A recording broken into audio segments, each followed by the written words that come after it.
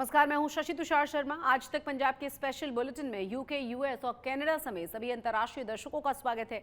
आज हम आपको दिखाएंगे आम आदमी पार्टी की जेल पॉलिटिक्स, चुनाव को लेकर क्या है केजरीवाल का प्लान और चंडीगढ़ में बीजेपी ने किस नए चेहरे पर खेला है दांव। कहां पर किसान और पुलिस के बीच हुआ है संघर्ष, दिखाएंगे हर बड़ी और अहम खबर। लोकसभा के चुनाव सिर पर हैं और आम आदमी पार्टी की मुश्किलें कम होने का नाम नहीं ले रही हैं। बीते दिन दिल्ली हाई कोर्ट से केजरीवाल को जोर का झटका लगा और आज एक बार फिर राउज एवेन्यू कोर्ट में केजरीवाल की अर्जी को खारिज कर दिया गया। केजरीवाल की तरफ से हफ्ते में 5 बार वकीलों से मिलने की परमिशन मांगी गई थी। स्पेशल कोर्ट ने केजरीवाल की मांग को खारिज कर दिया है। वहीं दूसरी तरफ आज तिहाड़ जेल में संजय सिंह और पंजाब के मुख्यमंत्री भगवंत मान की केजरीवाल से मुलाकात होने वाली थी, लेकिन दोनों ही नेताओं को जेल प्रशासन की तरफ से परमिशन नहीं दी गई। तिहाड़ प्रशासन का कहना यह था कि पंजाब के मुख्यमंत्री की सुरक्षा को देखते हुए 12 अप्रैल को पंजाब पुलिस के एडीजी, दिल्ली पुलिस और तिहाड़ जेल के डीजी की 11 बजे एक बैठक होगी। उसके बाद जेल मैनुअल के हिसाब से मुलाकात का बंदोबस्त किया जाएगा। परमिशन नहीं मिलने पर संजय सिंह ने क्या कहा है, सुनिए। एक मुख्यमंत्री पंजाब के, एक सांसद दिल्ली के सामान्य तरीके से एक 3 बार के निर्वाचित मुख्यमंत्री से मिलना चाहते हैं। उनकी मुलाकात के लिए पहले जेल प्रशासन ने हमको टोकन नंबर अलॉट कर दिया कि आपको मुलाकात आज की तारीख में कराई जाएगी और फिर उस मुलाकात को कैंसिल कर दिया। ये कितना बड़ा सवाल खड़ा करता है, अपने बारे में आप सोच सकते हैं। ये बोल रहे हैं कि तिहाड़ जेल के मैनुअल के हिसाब से चलता है। ये उनका शीश महल नहीं है। असल में क्या कि उनको आदतें पड़ गई कि हम जो तय करें, हम जैसे चलाएं वैसे चलें। अगर आपने समय लिया तो अगर वो समय कैंसिल हुआ तो उसका कोई ना कोई कारण होगा, ये नहीं अकारण नहीं होगा। और दूसरी बात, असल में क्या है कि केजरीवाल साहब को आदत पड़ गई है शीश महल की। यहाँ पर 4 लाख रुपए का कमोड यूज़ करते थे। अब तिहाड़ जेल में 4 लाख का कमोड तो आ नहीं सकता, ना वैसी सुविधा हो सकती जैसी वह चाहते थे। तो उसमें दिक्कत वहाँ है। ये कोई ना कोई बहाना ढूंढकर तिहाड़ वालों पर, तिहाड़ जेल के जो अफसर हैं उन पर निशाना दाग रहे हैं। आज सुनीता केजरीवाल से जुड़ी एक और बड़ी और अहम खबर आई। आज पहली बार सुनीता केजरीवाल ने पार्टी संगठन की बैठक में हिस्सा लिया है। क्या इस्तीफे को लेकर बढ़ रहे दबाव को लेकर केजरीवाल ने अपना बी प्लान तैयार कर लिया है, ताकि अगर दबाव। ये तस्वीरें आपको याद होंगी जब केजरीवाल राजनीति में नई रवायत के नायक बने। दावा किया कि सरकारी गाड़ी और बंगला नहीं लेंगे, लेकिन केजरीवाल अपनी कसम से पलट गए। क्या जैसे पहले पलटे, एक बार फिर जेल से सरकार चलाने के ऐलान से केजरीवाल पलटने वाले हैं? ऐसा क्यों, इसे कुछ संकेतों से समझिए। मुख्यमंत्री आवास पर आम आदमी पार्टी की अहम बैठक हुई। बैठक में पंजाब के मुख्यमंत्री और सीनियर मंत्री शामिल हुए। संगठन की बैठक में पहली बार सुनीता केजरीवाल ने हिस्सा लिया। संगठन में फिलहाल सुनीता केजरीवाल के पास कोई पद नहीं है। सुनीता केजरीवाल के बैठक में मौजूद होने से सस्पेंस बढ़ा है। क्या सुनीता केजरीवाल को बड़ी भूमिका के लिए तैयार किया जा रहा है? आपको याद होगा केजरीवाल के जेल जाने के बाद पहले सुनीता केजरीवाल की तरफ से वीडियो बयान जारी हुआ। इसके बाद आम आदमी पार्टी की बैठक में तय किया गया कि जेल से केजरीवाल से सुनीता केजरीवाल निर्देश लेंगी और पार्टी को बताएंगी। विधायकों ने कहा, भाभी भारतीय जनता पार्टी बहुत प्रेशर बनाएगी, अलग अलग तर्क कुतर्क दिए जाएंगे कि अरविंद केजरीवाल जी मुख्यमंत्री के पद से इस्तीफा दे दें। तो उनको सभी विधायकों ने कहा कि जब आज आप मुख्यमंत्री जी से मिलें, आपकी वीडियो कॉन्फ्रेंसिंग पे बात हो, तो आप मुख्यमंत्री जी को ये संदेश सारे विधायक साथियों की तरफ से दीजिएगा कि अरविंद केजरीवाल जी दिल्ली के मुख्यमंत्री थे, अरविंद केजरीवाल जी दिल्ली के मुख्यमंत्री हैं और अरविंद केजरीवाल जी ही दिल्ली के मुख्यमंत्री रहेंगे। बड़ी बात यह है कि बैठक में शामिल होने से पहले सुनीता केजरीवाल रामलीला मैदान में आयोजित रैली में शामिल हुई। सोनिया गांधी के ठीक बगल में बैठी थी और केजरीवाल की गिरफ्तारी को लेकर सियासी साजिश का आरोप लगाया था। केजरीवाल जी को इन्होंने गिरफ्तार कर लिया। आपके केजरीवाल शेर है, शेर। ये ज्यादा दिन तक उनको जेल में नहीं रख पाएंगे। करोड़ों लोगों के दिल में बसते हैं केजरीवाल। मुमकिन है अरविंद केजरीवाल ने प्लान बी भी बना रखा हो और इसी कड़ी में पत्नी सुनीता केजरीवाल को आगे बढ़ा रहे हैं। हालांकि केजरीवाल के सरकारी आवास पर हुई बैठक में शामिल नेताओं ने यही दावा किया कि चुनावी कैंपेन की रणनीति पर चर्चा हुई। 14 अप्रैल बाबा साहब डॉक्टर भीमराव अंबेडकर का जन्मदिन है। उन्होंने संदेश दिया है कि 14 अप्रैल को पूरी पार्टी पूरे देश के अंदर संविधान बचाओ तानाशाही हटाओ दिवस के रूप में मनाए। दावा यही किया गया कि बीते दिन जेल में केजरीवाल से सुनीता केजरीवाल की मुलाकात हुई थी। केजरीवाल ने पार्टी के नाम जो संदेश भेजा, उसी संदेश पर चर्चा हुई। आम आदमी पार्टी नेताओं ने बैठक के बाद ये भी बताया कि सुनीता केजरीवाल ने तिहाड़ जेल में जाकर अरविंद केजरीवाल से मुलाकात की है और पार्टी नेता ये भी कह रहे हैं कि सुनीता केजरीवाल ही अरविंद केजरीवाल और आम आदमी पार्टी के बीच फिलहाल संदेशवाहक बनी हुई हैं।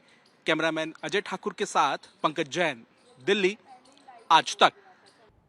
अरविंद केजरीवाल आम आदमी पार्टी के सबसे बड़े चेहरे हैं, लेकिन पार्टी के मुखिया फिलहाल तिहाड़ में हैं। ऐसे में पार्टी के लिए पंजाब की 13 सीटों पर जीत के लिए चुनावी रणनीति बनाना कठिन हो रहा है। यही वजह है कि पार्टी के दूसरे नेता केजरीवाल के बिना चुनावी प्रचार की रणनीति बनाने में जुटे हुए हैं।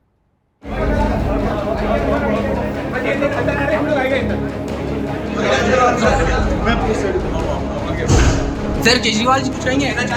सर ईडी के एलिगेशंस पे कुछ कहना चाहिए? लोकसभा के चुनावी पिच पर केजरीवाल धनाधन बैटिंग करने का सपना संजोए हुए थे, लेकिन फिलहाल उनका वो सपना पूरा होता दिख नहीं रहा। केजरीवाल को पहले ईडी ने गिरफ्तार किया, अब जब गिरफ्तारी के विरोध में वो दिल्ली हाई कोर्ट पहुंचे तो अदालत ने भी उनकी गिरफ्तारी को जायज ठहरा दिया। आज सुप्रीम कोर्ट ने भी उनकी याचिका पर तुरंत सुनवाई से इनकार करके उनको और आपको बड़ा झटका दिया है। ऐसे में सबसे बड़ा सवाल ये है कि आम आदमी पार्टी के सबसे बड़े खेपनहार के मैदान में नहीं रहने से आम आदमी पार्टी का सपना कैसे साकार हो पाएगा। दिल्ली में आम आदमी पार्टी का कांग्रेस से समझौता हुआ है, इसलिए वो 4 सीटों नई दिल्ली, वेस्ट दिल्ली, साउथ दिल्ली और ईस्ट दिल्ली सीटों पर चुनाव लड़ेगी, जबकि वो पंजाब में 13 सीटों पर अकेले चुनाव लड़ेगी। गुजरात में आम आदमी पार्टी 2 सीटों भरूच और भावनगर से ताल ठोकेगी। वहीं हरियाणा के कुरुक्षेत्र लोकसभा सीट से अपना उम्मीदवार उतारेगी। अब जब आम आदमी पार्टी के स्टार प्रचारक अरविंद केजरीवाल जेल में हैं, तो आपकी मुश्किल बढ़ती जा रही है। लेकिन आपके सांसद संजय सिंह की जमानत मिलने के बाद उन्होंने मोर्चा संभाल लिया है। वो पंजाब और दिल्ली के नेताओं के साथ मिलकर रणनीति पर काम भी कर रहे हैं। इस सीटें जहां पे आम आदमी पार्टी चुनाव लड़ रही है, उन 23 सीटों पर पूरा तन मन धन से 4 गुना मेहनत और ताकत से हमारा कार्यकर्ता प्रचार करेगा, हमारे विधायक, हमारे मंत्री, हमारे नेता प्रचार करेंगे और वो सारे चुनाव हम लोग जीतने के लिए भरसक प्रयास करेंगे। नंबर 1, और जहां भी इंडिया गठबंधन के कैंडिडेट हैं, जिन राज्यों में हम चुनाव नहीं लड़ रहे हैं, वहां भी हमारी पार्टी इंडिया गठबंधन के प्रत्याशियों के लिए प्रचार करेगी। अरविंद केजरीवाल की अनुपस्थिति के बीच संजय सिंह, पंजाब के मुख्यमंत्री भगवंत मान और संदीप पाठक ने पार्टी पदाधिकारियों के साथ बैठक करके लोकसभा चुनाव को लेकर रणनीति बनाई है, लेकिन ये रणनीति कितनी कारगर होगी कहा नहीं जा सकता। तो पंजाब में अरविंद केजरीवाल की गिरफ्तारी उतनी प्रभावी नहीं होगी, ये इसलिए क्योंकि पंजाब में आम आदमी पार्टी और कांग्रेस का कोई गठबंधन नहीं है। लेकिन आम आदमी पार्टी और उसकी सहयोगी पार्टियों को सबसे ज्यादा दिक्कत उन राज्यों में होगी जहां पर उनका मुकाबला सीधे सीधे बीजेपी से है। जिन राज्यों में कांग्रेस मजबूत है इस वक्त, चाहे वो हरियाणा हो, गोवा हो या गुजरात हो, वहां पर दरअसल भारतीय जनता पार्टी को उसका फायदा हो सकता है, क्योंकि भारतीय जनता पार्टी का नेतृत्व अरविंद केजरीवाल को अब एक टेंटेड लीडर के रूप में पेश कर रहा है। उनके ऊपर एक दाग है, उनकी गिरफ्तारी का दाग, क्योंकि दिल्ली शराब घोटाले में उनको अब प्रमुख अभियुक्त माना जा रहा है। हालांकि आम आदमी पार्टी मैदान में जरा भी पीछे दिखना नहीं चाहती, इसलिए तो आपने नया नारा भी लॉन्च किया है, जेल का जवाब वोट से। आप नेताओं का दावा भी है कि केजरीवाल ने दिल्ली की जनता का जिस मन से सेवा की है, उसका जवाब वोट से मिलना चाहिए। 13-0 ਦੇ ਨਾਲ ਪੰਜਾਬ ਦੇ ਜਿੱਤ ਪ੍ਰਾਪਤ ਕਰਨੀ ਆ। ਪੰਜਾਬ ਦੇ ਲੋਕ ਜਿਹੜੇ ਨੇ ਉਹ ਸਾਡਾ ਸਾਥ ਦੇਣਗੇ ਔਰ ਸ਼੍ਰੋਮਣੀ ਅਕਾਲੀ ਦਲ ਬੀਜੇਪੀ ਉਸ ਜਮਾਤ ਨੂੰ ਜਿਹੜਾ ਹਰਾਉਣਗੇ ਜਿਹਨੇ ਪੰਜਾਬ ਦੇ ਅੰਦਰ ਗੁਰੂ ਗ੍ਰੰਥ ਸਾਹਿਬ ਦੀ ਬੇਅਦਬੀਆਂ ਦਾ ਦੌਰ ਸ਼ੁਰੂ ਕੀਤਾ ਸੀ, ਜਿਨ੍ਹਾਂ ਨੇ ਪੰਜਾਬ ਦੇ ਵਿੱਚ ਸਭ ਤੋਂ ਵੱਧ ਜਿਨ੍ਹਾਂ ਦੇ ਸਮੇਂ 'ਚ ਗੁਰੂ ਗ੍ਰੰਥ ਸਾਹਿਬ ਦੀ ਬੇਅਦਬੀ ਸ਼੍ਰੋਮਣੀ ਅਕਾਲੀ ਦਲ ਬੀਜੇਪੀ ਦੇ ਸਮੇਂ ਹੋਈ ਸੀ ਔਰ ਪੰਜਾਬ ਦੇ ਅੰਦਰ ਕਿਸਾਨ ਦੀਆਂ ਖੁਦਕੁਸ਼ੀਆਂ ਦਾ ਦੌਰ ਕਾਂਗਰਸ ਪਾਰਟੀ ਸ਼ੁਰੂ ਹੋਇਆ ਸੀਗਾ। ਸੋ ਇਹਨਾਂ ਸਾਰੀਆਂ ਜਮਾਤਾਂ ਦਾ ਪੰਜਾਬ 'ਚੋਂ ਖਾਤਮਾ ਹੋਊਗਾ ਔਰ ਸਰਦਾਰ ਭਗਵੰਤ ਸਿੰਘ ਮਾਨ ਜੀ ਦੀ ਅਗਵਾਈ ਦੇ ਅੰਦਰ ਆਮ आदमी पार्टी ਜਿਹੜੀ ਆ ਉਹ 13-0 ਦੇ ਨਾਲ ਜਿੱਤ ਪ੍ਰਾप्त ਕਰੂ। केजरीवाल और मनीष सिसोदिया के चुनाव प्रचार में नहीं रहने से पार्टी के दूसरे नेताओं ने मैदान संभाल लिया है। पंजाब और हरियाणा में किसानों के मुद्दे पर बीजेपी को घेरने की कोशिश होगी तो दिल्ली में आप सरकार के कामों की बदौलत वोट बुनाने का प्रयास होगा। लेकिन ये तो आने वाला वक्त ही बताएगा कि केजरीवाल के बिना आपको कितनी सफलता मिलेगी। चंडीगढ़ से मंजीत सहगल और दिल्ली से आशुतोष मिश्रा के साथ ब्यूरो रिपोर्ट। बीजेपी ने लोकसभा चुनावों के लिए अपने उम्मीदवारों की 10वीं सूची जारी की है, जिसमें चंडीगढ़ सीट के लिए भी कैंडिडेट्स का ऐलान कर दिया गया है।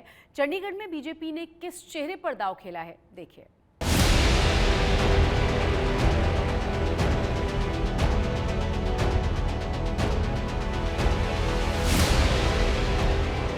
लोकसभा के चुनावी समर में पंजाब की 13 लोकसभा सीटों के साथ साथ चंडीगढ़ की एक सीट को लेकर बीजेपी ने अपने पत्ते खोल दिए हैं।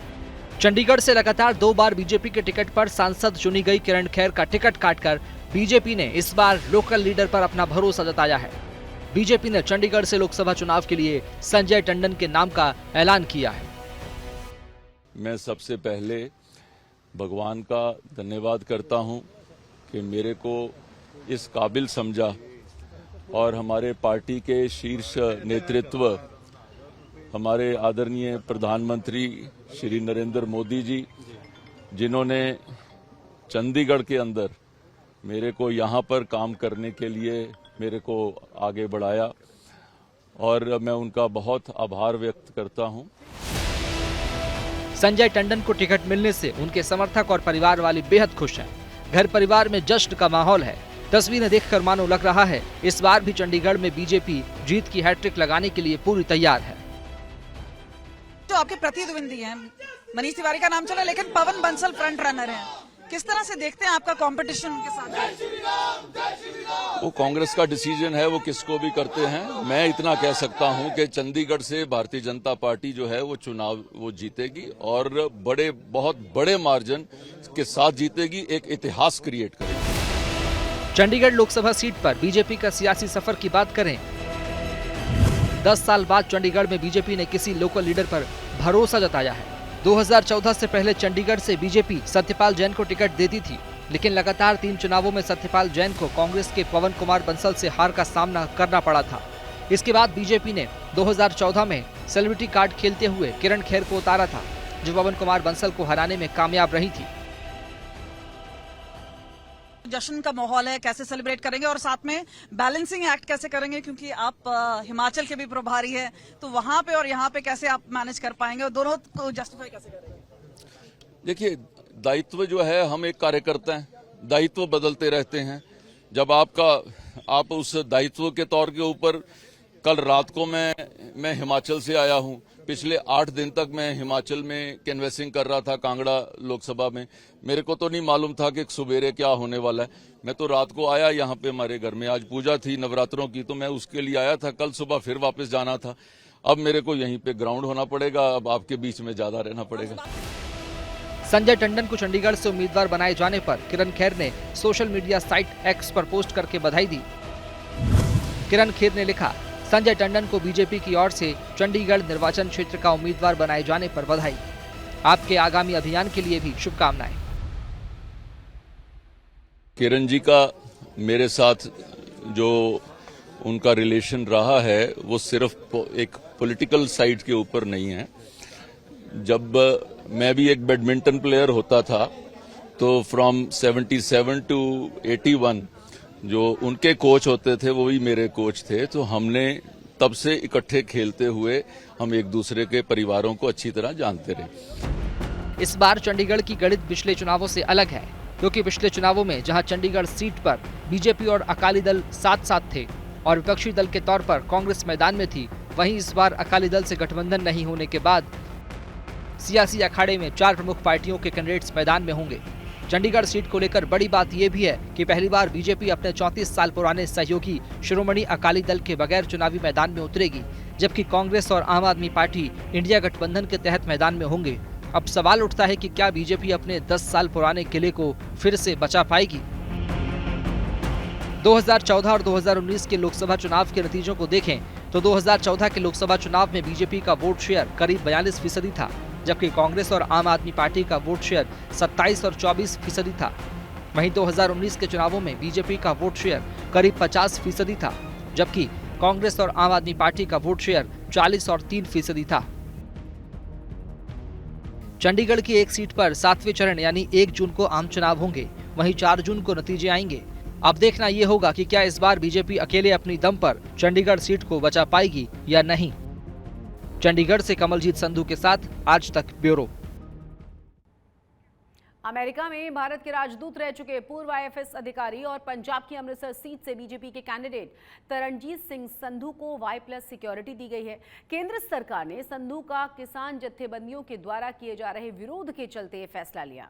इससे पहले आम आदमी पार्टी छोड़कर बीजेपी में शामिल हुए जालंधर के सांसद सुशील कुमार रिंकू और विधायक शीतल अंगुराल की भी सुरक्षा बढ़ा दी गई थी और उन्हें Y+ कैटेगरी की सुरक्षा दी गई थी। पंजाब में अलग अलग जगहों पर किसान जत्थेबंदियों के द्वारा लगातार कई बीजेपी के नेताओं का विरोध किया जा रहा है, जिसमें फरीदकोट से बीजेपी कैंडिडेट हंसराज हंस और पटियाला की सांसद परनीत कौर भी शामिल हैं।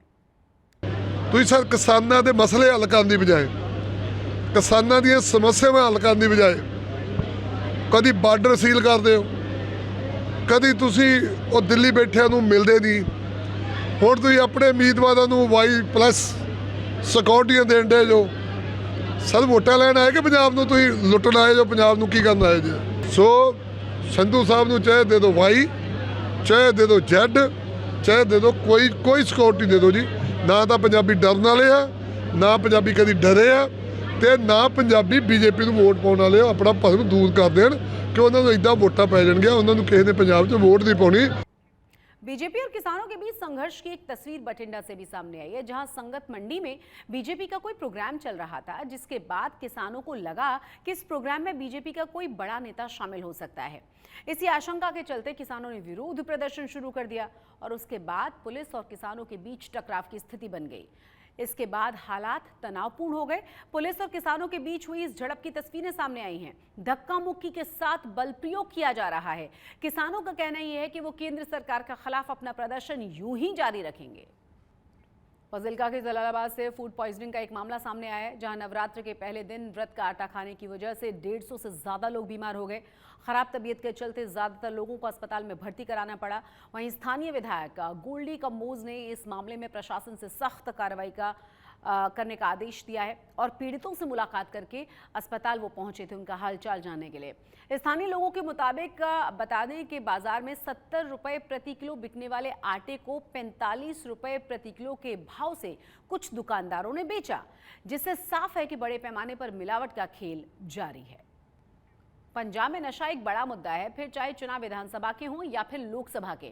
नशे के एजेंडे पर हर पार्टी एक दूसरे पर हमला करती है। इस बार फरीदकोट में चिट्ठे की बिक्री से जुड़ा हुआ एक ऐसा वीडियो सामने आया है जिसने पंजाब की सरकार के दावों की पोल खोलकर रख दी है। आप भी देखिए।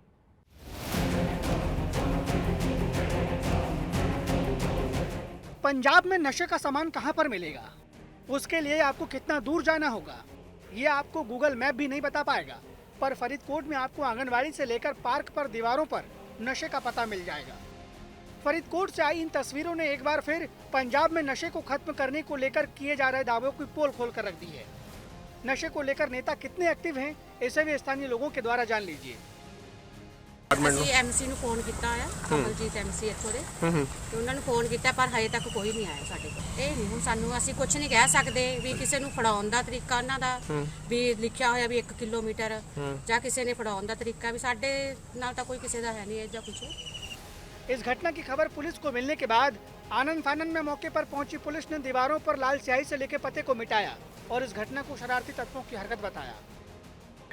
ਇਹ ਜਿਹੜਾ ਕਿਸੇ ਵਿਅਕਤੀ ਨੇ ਕੰਧ ਤੇ ਲਿਖਿਆ ਹੈਗਾ, ਇਹ ਕੋਈ ਸ਼ਰਾਰਤ ਜਿਹੜੀ ਹੈਗੀ ਸਾਡੇ ਵੱਲੋਂ ਕੀਤੀ ਹੋਈ ਜਾਪਦੀ ਹੈ ਤੇ ਉਸ ਨੂੰ ਸੀਸੀਟੀਵੀ ਦੇ ਰਾਹੀਂ ਲੱਭ ਕੇ ਤੇ ਉਸ ਵਿਅਕਤੀ ਤੇ ਜਿਹੜੀ ਬਣਦੀ ਕਾਨੂੰਨੀ ਕਾਰਵਾਈ ਹੈ ਉਹ ਕੀਤੀ ਜਾਵੇ। फिलहाल पुलिस इस पूरे मामले में आरोपी की तलाश के लिए सीसीटीवी फुटेज खंगाल रही है ताकि भविष्य में इस तरह की घटनाओं पर नकेल कसी जा सके। फरीदकोट से प्रेम पासी के साथ आज तक ब्यूरो। आज तक पंजाब में अब देखिए पंजाब के अलग अलग शहरों से आई कुछ बड़ी और अहम खबरें फटाफट अंदाज में पंजाब एक्सप्रेस में। फाजिल्का में 10 दिन बीत जाने के बाद भी अब तक गेहूं की खरीद शुरू नहीं हो पाई है, जबकि सरकार की तरफ से 1 अप्रैल से पंजाब में गेहूं की खरीद करने का आदेश दिया गया था। ये जलालाबाद की अनाज मंडी की तस्वीरें हैं, जहां अब तक खरीद के लिए प्रारंभिक तैयारियां भी पूरी नहीं की गई है। बॉलीवुड एक्ट्रेस नेहा धूपिया आज सचखंड श्री हरमंदिर साहिब पहुंची, जहां उन्होंने गुरु के आगे नतमस्तक होकर वाहे गुरु का शुक्राना अदा किया। इस दौरान नेहा ने मंडी से बीजेपी कैंडिडेट कंगना रनौत पर टिप्पणी करने से साफ मना कर दिया। अमृतसर पुलिस ने हनी ट्रैप के जरिए लूट को अंजाम देने वाले 2 युवकों को गिरफ्तार किया है। गिरफ्तार किए गए दोनों युवकों में से एक युवक पर अपनी गर्लफ्रेंड के पति की हत्या का भी केस दर्ज है। पुलिस के मुताबिक आरोपी लड़की की मदद लेकर लोगों को हनी ट्रैप का शिकार बनाया करते थे।